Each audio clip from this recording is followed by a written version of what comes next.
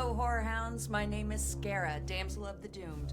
Welcome to my tub of terror. As you can see, my bubble spell has gone a little bit awry. We're gonna deal with it. It's okay. Tonight, I'm going to be revealing 5 interesting facts about the horror movie from 1981. We are talking a classic American horror movie called American Werewolf in London. And we'll talk about it for as long as we want, because these bubbles actually might last forever, but we'll see what happens.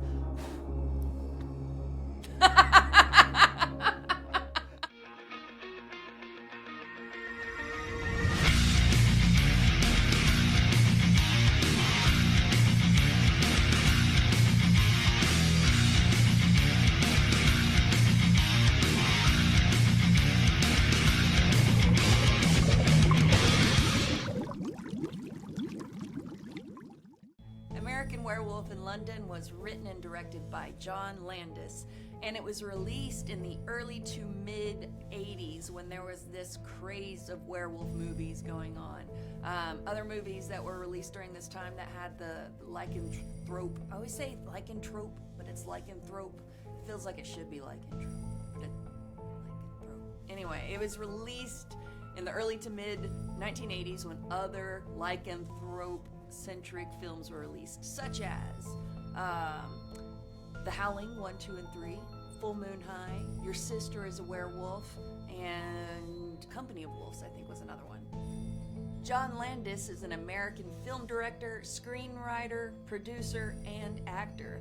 He's best known for his comedy films that he directed, such as the Kentucky Fried Movie, Animal House, The Blues Brothers, Three Amigos, Trading Places, Coming to America, and Beverly Hills Cop. Quite the resume. Along with John Landis, I feel it's equally important to mention the master Rick Baker. Rick Baker was the special effects and makeup artist for this film. He has won 7 out of the 11 Academy Awards for Best Makeup, and this movie gave him his first Academy Award for Best Makeup, and it was the first time, in fact, anyone won an Academy Award for Best Makeup in 1981. Okay, so without giving anything away, this movie's basically about these 2 Americans that are on a walking tour through Britain. And it's kind of the middle of the night, it's rainy, it's cold, and they go to this bar, they meet the locals, things are weird, they leave the bar, and then they're attacked by a werewolf. One of them is killed, and the other one is mauled. He wakes up in a hospital, he has to recover, and he keeps having these nightmares where he's running on all 4s. And then his dead friend and other victims start to appear to him, begging for him to commit suicide so that they can be released from the in-between worlds. They're not allowed to go to heaven, I guess, because of their unnatural deaths. And now, 5 facts from the movie American Werewolf in London, starting with fact number 1. All of the songs used in the film have the word moon in them. There's 3 versions of Blue Moon. We have Moon Dance, and we also have Bad Moon Rising. They wanted to use Moon Shadow, but weren't allowed for some reason. And oddly enough, they didn't use Werewolves of London by Warren Zevon. You would think that would be kind of a, no-brainer, but it was left out. Hey, fact number 2, you ready? Okay, here it is. So, John Landis and Rick Baker actually disagreed on the design of the werewolf. So Rick Baker wanted a bipedal werewolf, and John Landis wanted a 4-legged hound from hell. Obviously, John Landis won, and American Werewolf in London featured a 4-legged werewolf. But Rick Baker got his way in The Howling, which featured a badass bipedal werewolf. He had worked on that movie before he got hired on to American Werewolf in London, and handed off the project to his protege. Fact number 3. Let's talk transformations.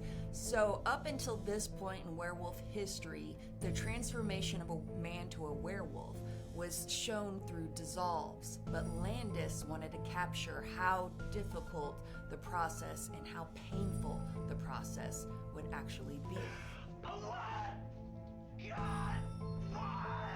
A mutating back, bones cracking and rearranging themselves, etc. Very disturbing. The 2-minute sequence took months to plan and a week to shoot. Rick Baker used special effects that were innovative at the time, and the actor spent up to 5 hours a day in the makeup chair. Fact number 4. There's a fake porno in this movie. It's called See You Next Wednesday, and it was the first thing filmed during production for this film. Now, the title of that movie, See You Next Wednesday, is a trademark of Landis's work, and it's been used in several of his films in different ways, either as a fake movie or as words on a billboard, or there's a few other creative ways I can't remember, but John Landis has found a way to work it in his works. Fact number 5. According to John Landis, the werewolf howl in this movie is actually a combination of 7 to 8 sounds. Now, I read that the combination included a panther, an elephant, a wolf, and even a locomotive. Final thoughts. I'll admit that horror comedy is an acquired taste, but it's one of my favorite flavors.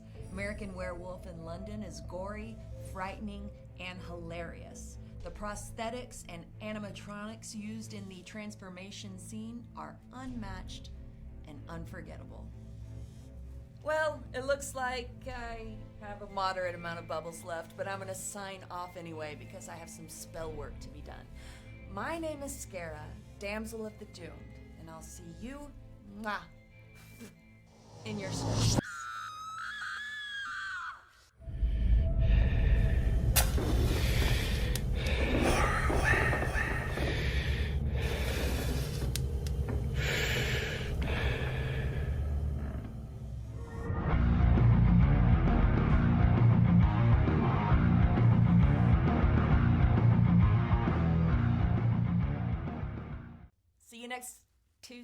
Wednesday.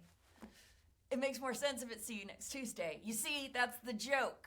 That's I'll get it. See you next Tuesday is cunt.